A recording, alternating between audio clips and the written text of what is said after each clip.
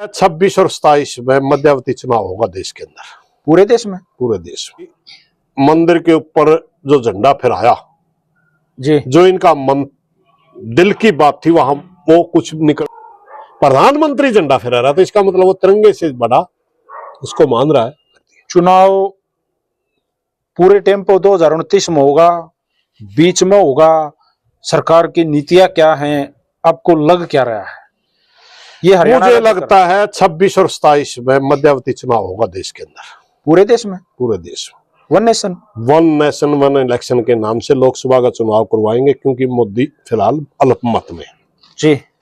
और मोदी जी ने पिछले दिनों एक घटना करी, मंदिर के ऊपर जो झंडा फहराया जी, जो इनका मन दिल की बात थी वहां वो कुछ निकल के बाहर आई। 3 इशारे दिए उन्होंने जी, झंडा फहराया तो इनके मन में ये बात थी कि हम इन्हें एक किस्म का हिंदू राष्ट्र घोषित कर दिया है।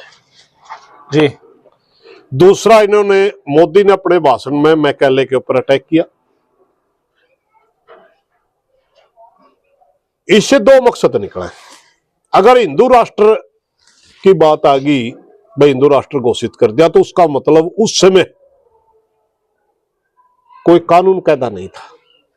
हमारे जो राजे रजवाड़े थे मनुस्मृति के तहत शासन कर रहे थे। बिल्कुल बिल्कुल। संविधान नहीं था, प्रजातंत्र नहीं था। इससे वो चीज बिल्कुल साफ निकल के आई कि ये लोग ना प्रजातंत्र में विश्वास रखते ना ये संविधान में विश्वास रखते। जी, जो झंडा फहराया गया एक प्रदेश के संवैधानिक पद पर बैठे प्रधानमंत्री का, धार्मिक शख्सियत को फहराए कोई दिक्कत नहीं, प्रधानमंत्री झंडा फहरा रहा था, इसका मतलब वो तिरंगे से बड़ा उसको मान रहा है, इसलिए वो तिरंगे का भी सम्मान नहीं करते। तीसरा, इन्होंने मैकेले के ऊपर कहा गया कि मानसिक गुलाम तैयार करने के लिए देश की शिक्षा नीति के ऊपर अंग्रेज लॉर्ड मैकेले ने पूरे देश का दिमाग बदलने की कोशिश की थी एक जमाने में। हम उसका विरोध करते हैं, मैकेले से दूसरी तरफ हम शिक्षा लेके जाएंगे। उसका मतलब साफ साफ ये है कि जब मुगलों से पहले और अंग्रेजों से पहले जो शिक्षा थी, मात्र कुछ लोग ही के पास पढ़ने का अधिकार था और पढ़ाने का अधिकार था, यानी सोचने समझने की शक्ति कुछ लोगों के पास थी। वो किसी को ऊंचा कहे, किसी को नीचा कहे, किसी को गुलाम कहे, किसी को राजा कहे, वो उनकी मर्जी चलती। वो चाहते आज भी उसी तरह का हो। मैकेले ने शिक्षा नीति के तहत सबको पढ़ने का अधिकार दे दिया। ना इनको सबको पढ़ने का अधिकार मंजूर है, ना इनको संविधान मंजूर है, ना इनको प्रजातंत्र मंजूर है, ना इनको तिरंगा मंजूर है। ये उसी तरह का शासन चाहते हैं। इन्होंने घोषणा कर दी, अगर ये जो देश के अंदर SIR के नाम से जो बहुत ज्यादा वोटों की कटिंग की जा रही है, उसमें भी सीधा सीधा बात आ रही है कि मिनोरिटी के और दलितों के वोट ज्यादा काटे जा रहे हैं, उनके पास ही ज्यादा डॉक्यूमेंट नहीं पाए जा रहे, क्योंकि गरीब लोग हम, मजदूरी के सिवाय उनके पास कोई ज्यादा समय नहीं, हर रोज कागज उठाने के, तो हर रोज कागज उठाने के लिए कहते हैं। तो उनके अगर वोट ज्यादा काट करके 2/3 बहुमत अगर ये लेकर के आए। पहले एक सवाल था इस देश के अंदर कि मोदी अगर प्रजातंत्र के तहत ताना से अपने आप को घोषित करे तो किस तरह का तानाशाह होगा, सवाल था पूरे देश के सोचने समझने वाले लोगों। तो लोग यूं सोचते थे कि मोदी की नीति हिटलर से मिलती है। हिटलर ने कभी जमाने में ईसाइयों को, यहूदियों का भय दिखा करके जर्मनी में कब्जा किया था, अपने आप को सबसे पहले। हाँ। अब मोदी भी मुसलमानों का भय दिखा करके, हिंदुओं को मुसलमानों का भय दिखाकर ही भारतीय जनता पार्टी आगे बढ़ रही है।